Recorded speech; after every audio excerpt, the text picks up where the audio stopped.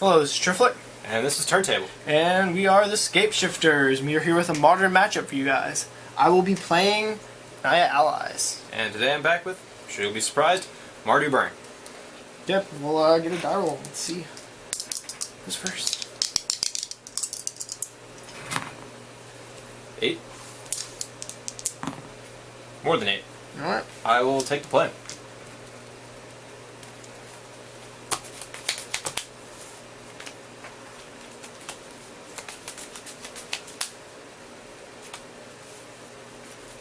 Alright, if you want to show first, I'll go ahead and turn around. Yeah, this is a bad hand. So what we've got here is no creatures and a bunch of lands and Aether Vials, so we're going to ship it. So yeah, you can go ahead. Cool. Well, Triflic hopes for a better 6. We'll go ahead and show this hand. This hand is, it's okay. It could be better. I don't think there's a better 6. We've got a lot of gas going on here. If we can draw into some more land, we'll be beautiful. So, let's hope for the best.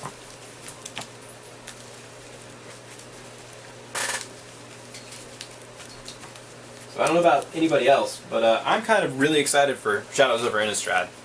Madness is a really, really cool mechanic that we've seen little of, and I'll be curious to see if it ends up being anywhere near as good as Delve was. I think that'd be kind of cool. Okay. Take our 6. Okay, didn't go right. This hand isn't awesome, but it's pretty solid. So we'd like a little more ramp, but we've got a good solid thing going here. If we can scry some good cards to the top, if we're on the draw, I think we'll be fine. We don't want to go to 5. This is fine for 6. Okay, we'll go ahead and scry. We're going to keep that on top because we want to rip out. Alright. Cool beans. I guess that means I'm up first. We'll go ahead and play this Wooded Foothills. We'll go ahead and crack it, take 3, and fetch up a Sacred Foundry. Sacred Foundry. I'll shuffle that momentarily for the sake of time. Tap Sacred Foundry, and we will suspend a Rift Bolt and pass the turn back. Okay, we'll go ahead and draw the card we know is on top. And Purple Garden tapped, pass turn. Alright, so shuffling. Alright. Untap, upkeep, face. Yep. And 217. Draw for turn. Well, that's definitely not what we wanted to see. So, well, there's a couple of lines we could take here, but I think we're just going to kind of keep going along this line, because it prevents him from really playing any creatures without knowing they're just going to die. So, pass it back. And at this point, because of the way our hand is structured, we don't want to be throwing our creatures away. So we're going to let our life be a little bit. So we're going to untap, keep, draw. Okay, that's a good card. So what we'll do here, don't do that, is we'll play the Windswept Heath. And we'll just pass it back for the sake of not running a creature into that hole. Sure. Untap, upkeep, that'll go to face. Yep, go to 14. And we'll draw for turn. That's exactly what we want to see. Go ahead and play it. It's a Bloodstained Mire. So now we're looking really good. We're going to be able to get colors, and we're really cooking with gas. So we're going to go ahead, we'll crack this, we'll take 3. 1, 2, 3, 3. And we're going to fetch up a Blood Crypt. So we now have colors on the board, which is fantastic. It means we can play every card in our deck. No need to deal any more damage to ourselves, searching for lands other than fetches. So now we're really in a good place because he hasn't played an Aether Vial yet. And really one of our biggest fears with this deck is, and I'll shuffle this momentarily, is him landing an Aether Vial. Because it makes Eidolon not great. Yep. However, since he has no Aether Vial, we're looking beautiful. Pass it back. Alright, yeah, thinking of things that are not great. Eidolon is not great. We will sacrifice the Windswept Heath, take 1, and we're going to get a Sacred Foundry for colors.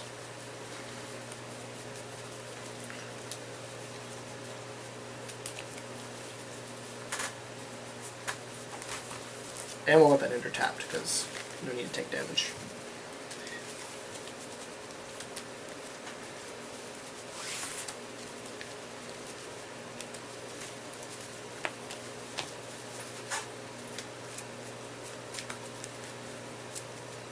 as a Merfolk player, I like getting to play fetches every now and then, because shuffling my deck is fun. As a burn player, shuffling your deck gets boring eventually.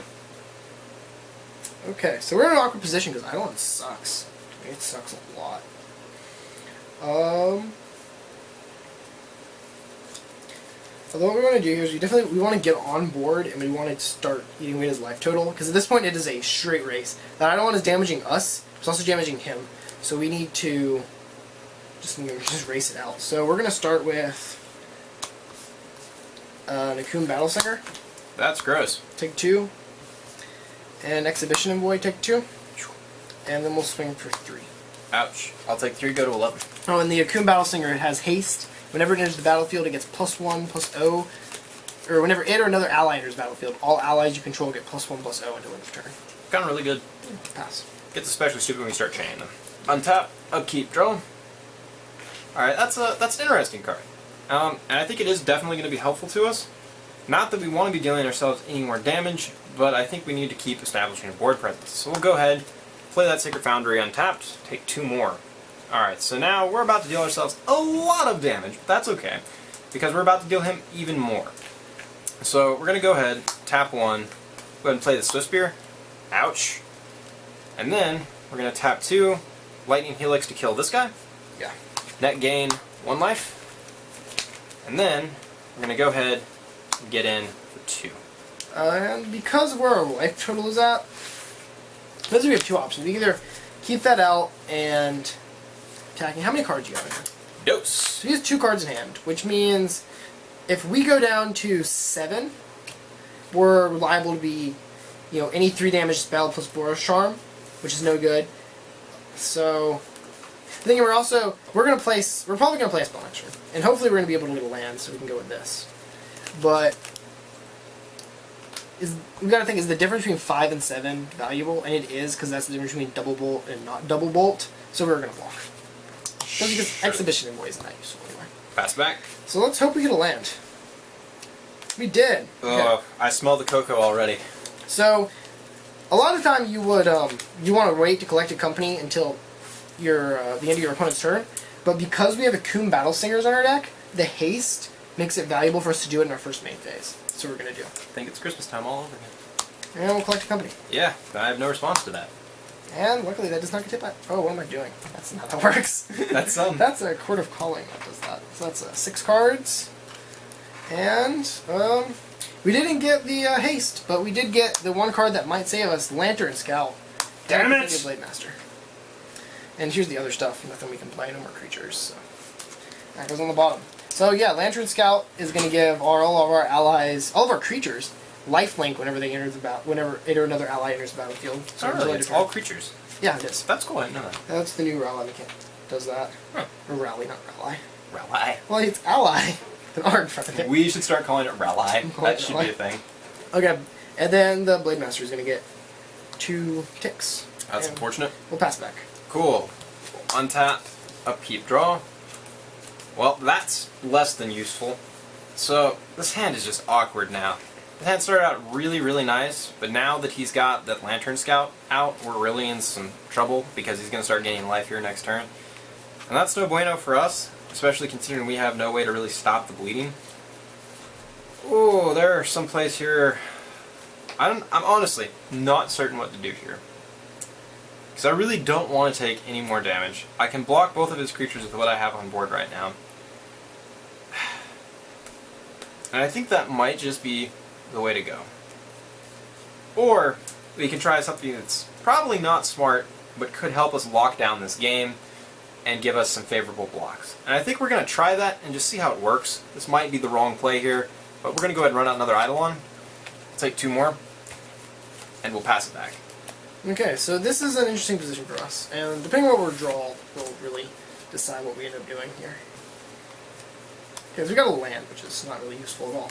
So each spell we play that costs less than 3, or you guys know what it does, is going to hurt us a lot. But we can gain life. And we just happen to just be able to win. So we're going to go ahead and play a Kabira Evangel, which when it or another ally enters the battlefield, all allies you control gain protection from a chosen color until end of turn. Yep. So I'm going to choose red. Yep. This is going to trigger. That'll do it. This is going to trigger, and then I'll swing in for 7 proc red. Yep. I'm really dead. We had 2 Goblin Guides in our hand, and that's not anywhere kind of sort of at all very useful. So Eidolon helped us and Eidolon hurt us this time. We kind of just ran out of gas there. So on to game 2. All right, we're back with sideboard tech. For allies, I'm going to be bringing in Ondu Cleric, which is whenever it or another ally enters the battlefield under my control, I gain life equal to the number of allies I control, which is awesome against burn because gaining life. This card can easily gain us 20 life in a game if we have 2. It's ridiculous. It's great. Yep. Return to the ranks. Convoke, so our creatures can help cast it. And return X target creature cards with converted mana cost 2 or less from your graveyard to the battlefield. Almost all of our creatures are converted mana cost 2 or less. We have enough creatures out that the Convoke is useful. And since he's going to be actively killing our creatures, trying to fight us off, this can just easily be like a 4-for-1, because he's always 1-for-1 on our creatures. Yeah. And then we're going to bring in a Singleton Path to Exile just to deal with like Grim Lavamancers, like little side annoyances like that. It's not a huge thing, and I don't like watering this deck down with removal, but a Grim Lavamancer can just hose us completely. So what we're going to take out is our Expedition Envoys, which are really not that great. They're just, an extra ally. They die to all of his burn spells. There's no way to pump them, so they come out. And then Firemantle Mage, which gives all of our allies, or every creature, Menace whenever it or another ally enters the battlefield. And Menace isn't that great against a burn deck, because they usually don't have that many creatures out anyway, and our creatures are generally just going to kill their creatures. So we're just fine with swinging it. We don't need it unblockable. Exactly. Cool. So for us, we're going to start with what we're bringing out. We're going to bring out a playset of Guides and a playset of Eidolon. Guide is, except for very early game, it's not going to trade favorably. It's just going to get blocked, die, and give him card advantage in one way or another. Eidolon, even though it's good in many cases, if he gets out an Aether Vial, it basically hurts us more than it hurts him. He can easily play around it, and it's going to end up dealing us more damage than it's going to deal him, which makes it a no-go in this case. So we're going to take those out, and in replacement of those, we're going to drop in 2 Deflecting Palms, because he's going to be making these big, gigantic creatures that are going to beat us in the face. We need a way to stop that. It also does well with Lantern Scout, because we could stop that life gain. We have Skullcrack, again, to stop that life gain from either Lantern Scout or the Ondu Clerics. We have a 1-of Rakdos Charm to deal with any kind of artifacts he has. If I didn't know his deck list, he could be running Spellskite, he could be running any kind of thing like that. We know I'm running Aether Vial. Yeah, and we know he's running Aether Vial, which is another big one that we need to be able to kill. On a side note, I'm going to say, for the sake of filming, I don't know his deck list, and I don't know that he's running Return to Ranks, but it's a great way to exile his graveyard so he can't return to ranks for value. We've got 2 paths just to kill things, because there are certain cards in his deck that we need to be able to remove no matter what. And 2 Glare of Heresy, that's our spicy tech card of the day. A 2-drop white and 1 sorcery from Theros, all sets. Exile target white permanent. In this case, that's going to deal with Ondu Clerics. It's going to deal with the one that gives protection for everything, whose name I can never remember. Your Evangel. Yeah, because you have it in Korean. Xanadu Blademaster. Yeah, and Xanadu Blademaster. All of those ones we don't like, it gets rid of them. And the best part is, this exiles, just like Path, doesn't give him a land, doesn't give him any card advantage, and it gives us the ability to keep it out of his graveyard. And with that, I think we're ready to go ahead and get started. Oh, and the Glare of Heresy also has a little more tech. With some of these ally decks are running the new Gideon. Gideon, yeah, that's true. And it'll deal with that too. Yeah, I'll get rid of a Gideon. I really like Glare of Heresy. It really deals with a lot of these white permanents that we can't deal with in traditional decks. So cards like Leyline, cards like the new Ajani Vengeant that keeps seeing a lot of play, we can deal with that with Glare of Heresy, and it doesn't give our opponent any advantage. Alright, with that, let's go ahead and start game 2.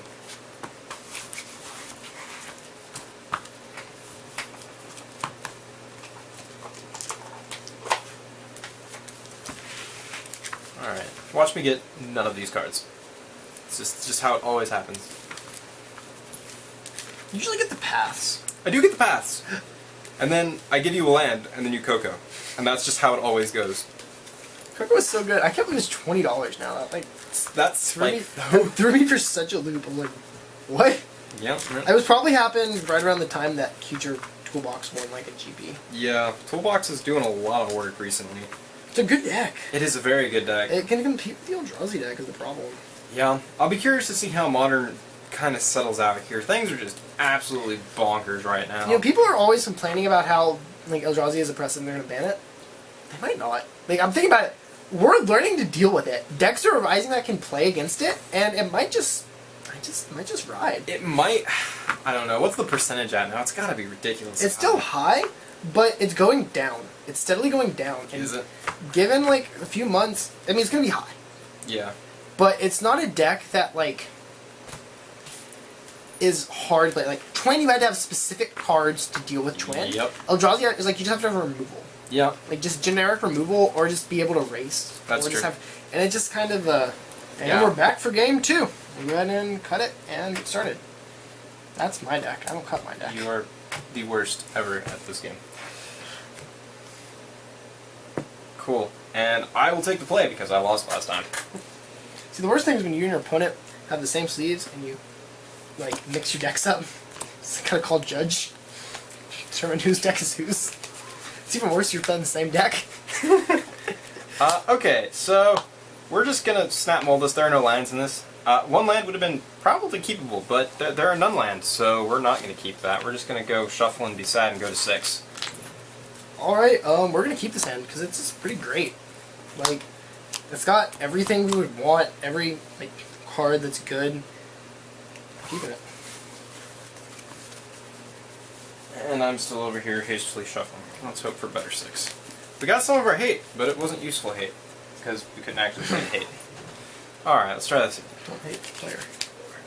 5. Hate 6. wizards for. I quit. I'm done. I hate this game. Never playing again. Okay, this is just ridiculous. Ridiculous. Ridiculous. All right, let's do this again.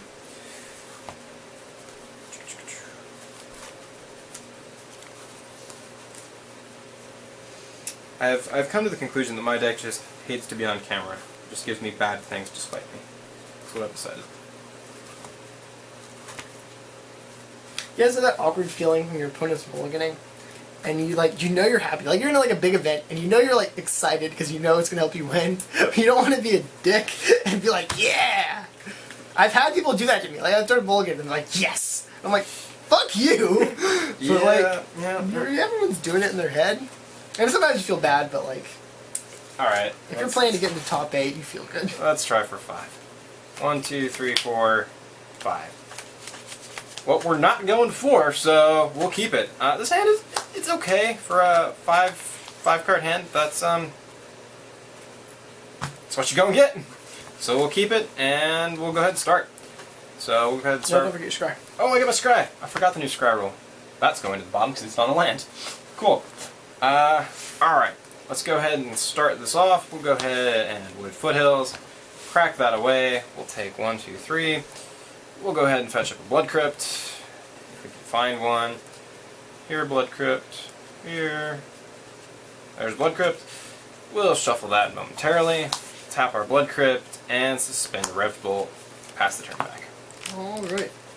Well, that Rift Bolt's annoying, but what are you going to do? We're going to draw the one card that is perfect for this situation. Okay. So, top deck is wrong.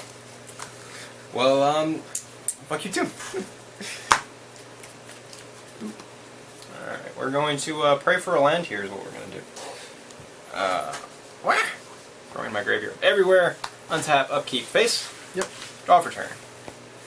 That is a land! Beautiful things have occurred today. So we're going to go ahead and crack this. We'll take 1, 2, 3, and we'll fetch up Boros colors. Alright, so we're looking good now. We've got our second land. That's great. We can play out everything in our hand, everything in our deck for that matter. And beyond that, we might be able to salvage this because, lucky us, one of the many advantages of running Mardu is we have access to bump, but we also have access to bibbity bobbity boo. So, pass the turn back and hope for some good luck. Okay, untap, upkeep, take up the vial, and draw. Okay, that's we want some more lands here, but I'm not gonna complain. We're gonna go for Razorverge Thicket. We're gonna play this, but first we're going to violin a Haunt of Freeblade so we get counters. And Hairbaz Druid. Oh god. And we'll pass. Alright, Hairbaz Druid gets stupid quickly. We need to not let that happen. Upkeep, Bob Trigger. Ouch, I'll take 2. 1, 2, draw for turn.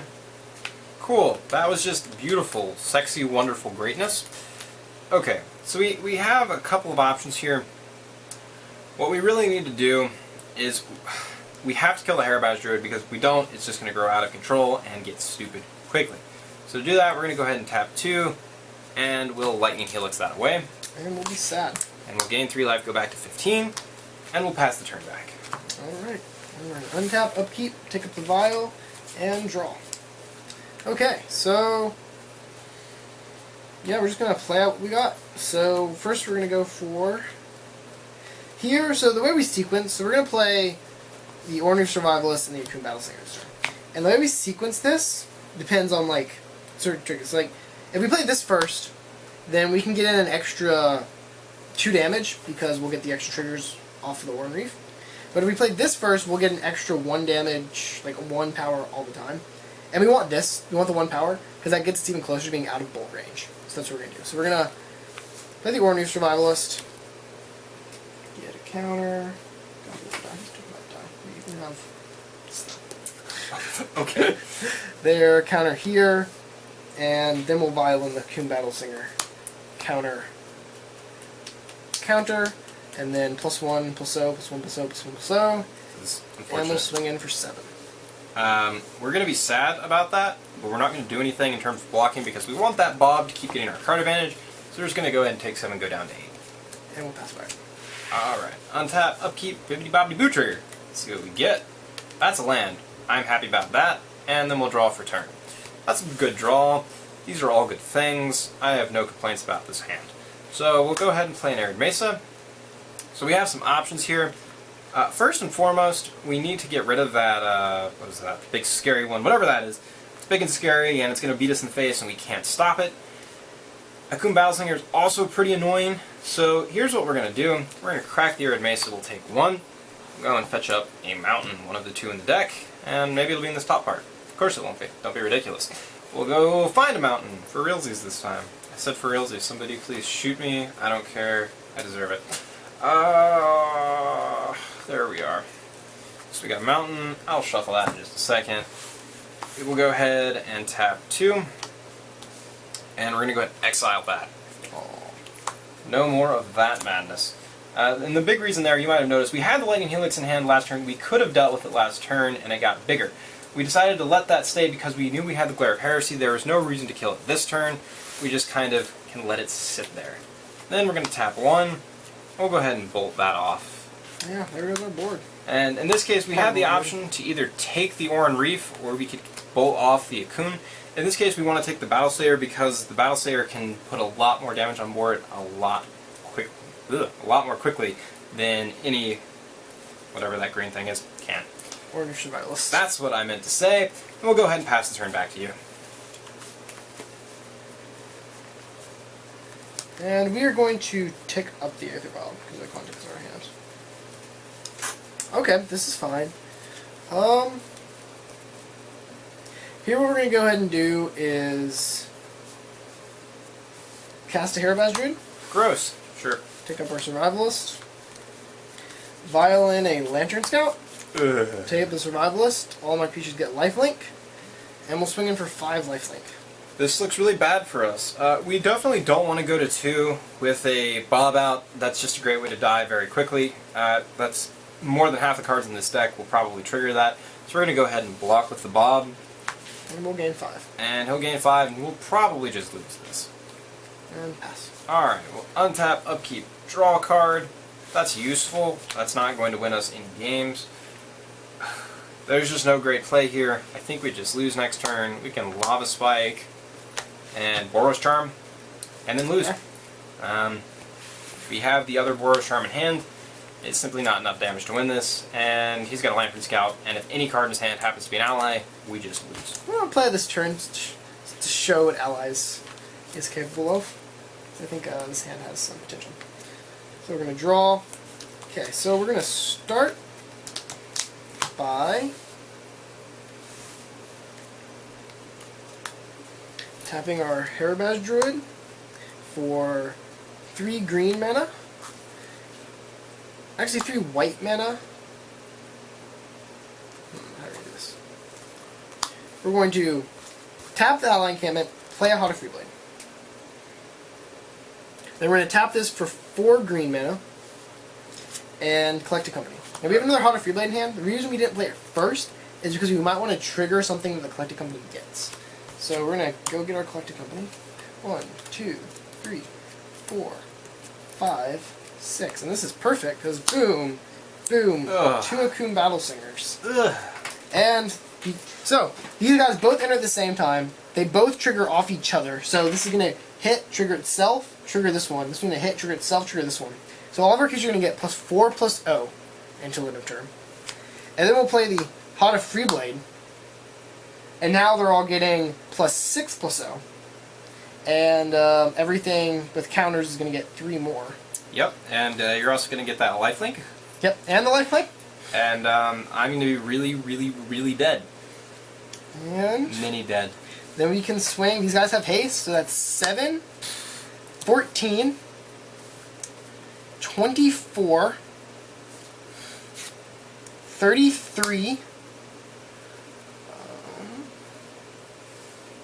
8, so 47 lifelink. Yeah, we're dead. Lots of dead. Many deads have occurred. That's